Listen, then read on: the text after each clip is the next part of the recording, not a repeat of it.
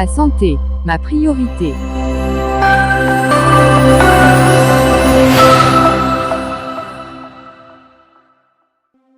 Bienvenue à tous et nous sommes très contents de vous retrouver pour cette nouvelle vidéo.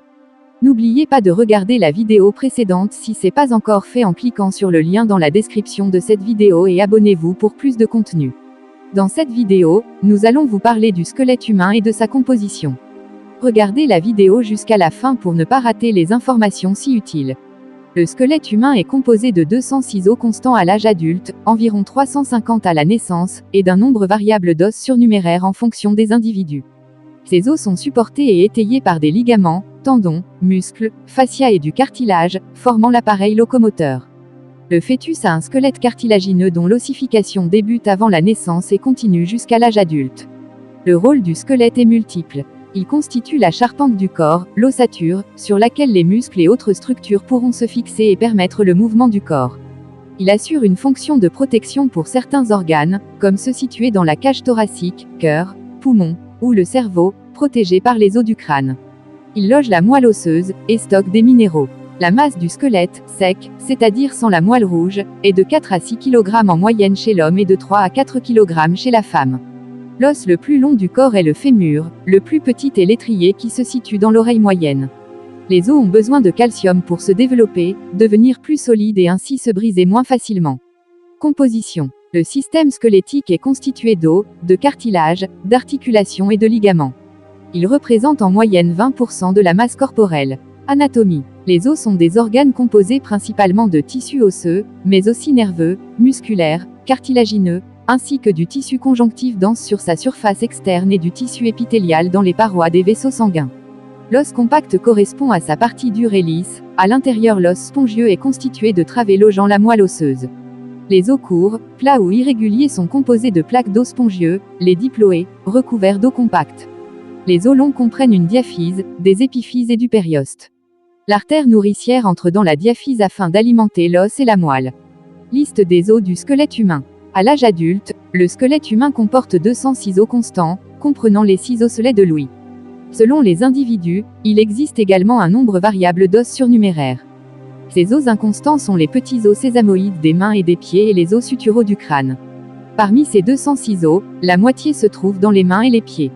Le dénombrement des os du squelette humain, c'est-à-dire le nombre d'os constants d'un être humain à l'âge adulte, n'est pas fait de manière unique, il s'agit la plupart du temps d'une question de définition de leurs articulations. L'articulation des os va influencer leur parité, exemple de l'os frontal ou de la mandibule, pair à la naissance, qui une fois fusionnés deviennent impairs à l'âge adulte, leur nombre, avec la fusion des os, les sternèbres qui deviennent le corps du sternum et les sacrèbres qui deviennent le sacrum, leur mobilité, bien que le manubrium sternal soit confondu avec le sternum, ou leur caractère sésamoïde, comme la patella, rotule, ou encore les os sésamoïdes du pouce. La principale différence de dénombrement tient à la patella, au sacrum et au coccyx. La patella, important os sésamoïde, peut ou non être considérée comme un os squelettique. De même, le nombre de vertèbres peut être de 26, 30 ou 33, respectivement avec sacrum et coccyx, vertèbres sacrales et coccyx puis vertèbres sacrales et coccygiennes, selon l'individualisation de certains os considérés soudés ou non. Il est admis que le squelette humain possède 33 vertèbres en moyenne, parfois 34 selon les coccyx. Il existe ainsi au minimum 204 os, sans patella, avec le sacrum et le coccyx, et au maximum 224 os, si on prend en compte 5 vertèbres sacrales, 4 vertèbres coccygiennes, le manubrium, la fabella, les 2 os sésamoïdes du pouce, l'os sésamoïde de l'index et les 2 os sésamoïdes de l'hallux. Il est possible également de considérer la mandibule paire, comme l'os coxal et à l'instar du maxillaire, et l'os frontal comme paire, soit 226 os ou, au contraire, les os du crâne et de la face comme un seul os tout comme le manubrium et le corps du sternum, 21 os suturés, soit un minimum de 184 os. Cependant, les sutures de la calvaria ne sont pas les mêmes que celles des deux parties de l'os frontal, les vertèbres coccygiennes de type vestigial sont toujours soudées contrairement aux vertèbres sacrales fusionnées.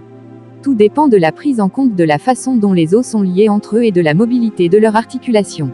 Le nombre le plus connu est 206, comprenant la patella, le sacrum et le coccyx, soit 26 vertèbres, enseigné en 2008 à la faculté de médecine de la Pitié-Salpêtrière de l'université Pierre et Marie Curie et en 2011 à la faculté de médecine de Necker de l'université Paris Descartes, cours de première année d'études de santé, PACES. Il prend en compte de manière stricte le nombre d'os articulés constant de l'être humain adulte. Les origines de la variabilité dans le décompte des os du squelette peuvent être les os sésamoïdes, situés dans les tendons, ils ont pour rôle d'augmenter le bras de levier. La patella, rotule, est un os sésamoïde constant. Les os wormiens, ou os suturaux, petits os supplémentaires du crâne qui dérivent d'un noyau d'ossification surnuméraire, situé dans les sutures entre les os du crâne. Les paires de côtes surnuméraires sont rares, et généralement appendues aux vertèbres cervicales.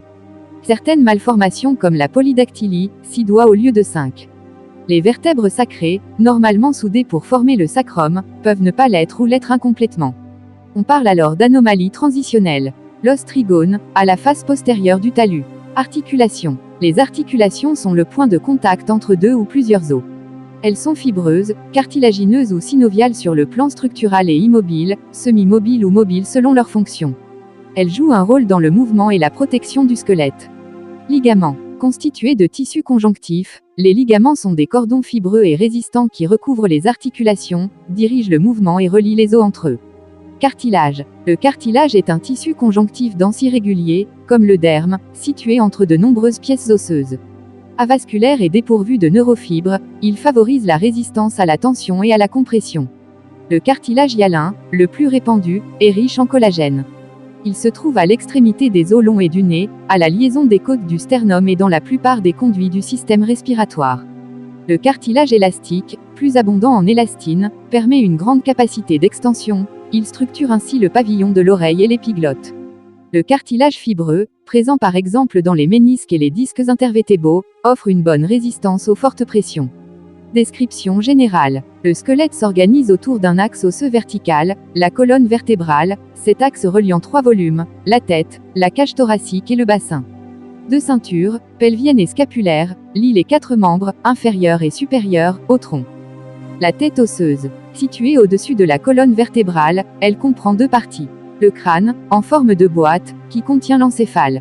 La face, qui loge les organes des sens et supporte les muscles et organes de la mastication, ainsi que les muscles de la mimique. Crâne. Le crâne est une cavité de forme ovoïde à grosse extrémité postérieure. Il comprend 8 os plats. Le frontal présente une portion verticale et une horizontale. Il est creusé de 2 sinus. L'ethmoïde est situé à la base du crâne, entre le frontal et le sphénoïde. Il prend part à la constitution des fosses nasales. Le sphénoïde est situé à la partie moyenne à la base du crâne, entre l'ethmoïde et le frontal en avant, l'occipital et les temporaux en arrière. L'occipital forme la majeure partie du pôle postérieur du crâne. Il est percé du trou occipital. Les pariétaux sont situés de chaque côté au-dessus de l'écaille du temporal, en arrière du frontal, en avant de l'occipital. Les temporaux sont situés de chaque côté sous le pariétal, en avant de l'occipital, en arrière de la grande aile du sphénoïde. Il présente 3 parties, l'écaille, partie supérieure qui entre dans la constitution de la paroi latérale du crâne, la mastoïde, postéro-inférieure et le rocher, interne. Près de l'union entre l'écaille et la mastoïde, se détache l'apophyse zygomatique, dirigée d'abord en dehors et en avant, puis en avant. Il comporte 26 os. Face. Le squelette de la face comprend de nombreux os. Nous nous contenterons de décrire le maxillaire supérieur et la mandibule. Le maxillaire supérieur est situé au-dessus de la cavité buccale, en dehors des fosses nasales, au-dessous de l'orbite. Il participe à la constitution de ces 3 cavités et forme avec celui du côté opposé la plus grande partie de la mâchoire supérieure. Il est creusé d'un sinus qui communique avec les fosses nasales. Il porte l'arcade dentaire supérieure. La mandibule, en forme d'arcade à convexité antérieure, est formée de 2 moitiés soudées en avant, au niveau de la symphyse mentonnière. Chaque hémimandibule présente une branche horizontale et une lame quadrilatère dressée verticalement, la branche montante. Sur son bord supérieur, cette dernière présente en avant l'apophyse coronoïde et en arrière le condyle, qui s'articule avec l'os temporal. Ces 2 reliefs sont séparés par l'échancrure coronoïdienne. La branche horizontale supporte l'arcade dentaire inférieure et est percée du canal dentaire, occupé par un nerf. Sur sa face interne se trouve une crête très marquée, dirigée en bas et en avant, la crête mylohyoïdienne. Annexe, l'os hyoïde est un os sésamoïde en forme de fer à cheval à convexité antérieure. Il se situe en dessous et en arrière de la mandibule. On s'arrête là pour cette vidéo, restez connectés à cette chaîne pour les prochaines publications. Merci.